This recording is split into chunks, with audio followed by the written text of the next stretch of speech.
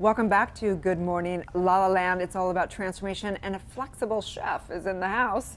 Nealy Fischer is back. How are you? I'm so good. I'm so happy to be. I'm so happy to meet you for the first time. I know, it's so good. So happy to be back with you guys. Congratulations. We know this was a labor of love for you. The new book is absolutely beautiful. Gorgeous. Food you want for the life you crave. It's incredibly simple, but like fulfilling recipes. Tell us about your mission with this book. Well, for starters, my mission was not to write another cookbook with recipes that anyone can just Google. Like, if I wanted to make my mark in the world, I wanted it to be something that people could use as a reference point, as a toolbox, as something, speaking of Transformation Tuesdays, as something that can elevate and transform your life, not just your kitchen. So I make a lot of references between, you know, living flexibly and eating flexibly, and it's really all the same because it starts with food. So what I wanted this to be was like this beautiful guidebook for how to eat flexibly, how to live flexibly. So every recipe has got things like success strategies to improve, to instill confidence, and it also has what I call flexible flips, so that people can do it their way and really own their relationship to food, own their relationship to life, right? How can people reading this book learn how to transform from being a cook who just follows recipes to a chef that can create and be kind of more fulfilled and embodied and live this life that you crave, basically. Yes. So remind us again your journey to being the flexible chef, because it's a very unique journey. Sounds like I'm going to be doing yoga in my kitchen. Just think splits on a countertop, and then you'll remember the flexible chef. I'll have a husband tomorrow. That's the only kind of cooking I can do. It's hot in there. Just kidding. So my journey, ironically, started from being very inflexible, and this transformation from being more of a perfectionist, more of somebody who kind of did what I was supposed to do, right? And it's just really the same about a recipe, right? Like, just follow the formula. If you do it this way, if you follow this diet, you get this result. And frankly, that's exhausting. Also boring, but Right. really exhausting. And so to be flexible was really this, like, emerging from having to just follow and be a certain way, and my perfectionist tendencies. And I feel like a lot of people can relate to that with everything going on in our buzzy, crazy world. Like, how can we apply this dose of flexibility that I think is the secret ingredient to sanity, basically. Absolutely. So how do you kind of tap into your intuition to know maybe what it works for you, so you can make flexible adjustments to your life, to your success strategy, to your meals? The answer is going to be really unpopular, because the answer actually requires some work. You guys spoke earlier about meditation. It requires an ability to listen, and again, with like world coming at us so much, it's really hard.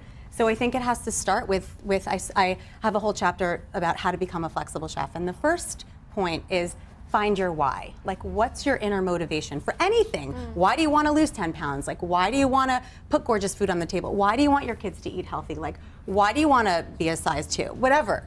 Really figuring out what your bigger motivation is. Such an important concept. I remember growing up and playing sports, and it was so important to be flexible, because the more flexible you were, the faster you were, the better you were, and also the less injured less injuries you would experience. And so later I discovered that it was also about mental agility and flexibility. I love that. Right? And so for you, how do you stay mentally flexible and agile? Is it mostly through meditation? Is it through other things? Okay, so my husband once, story quickly, my husband once came home with 9 extra dinner guests, and 9. Oh, sorry, wait, let's just focus on that. 9. Yeah. Extra. Not okay? one, not 2. Not one. Another dinner But he's table. so wonderful, and like, he picked them up, and they needed somewhere to be on a special Friday night, la la la. Anyway, so my inflexible attitude was like, bleep, bleep, curse everyone out, freak out, literally, and be like, divorce, like, whatever. You're fired.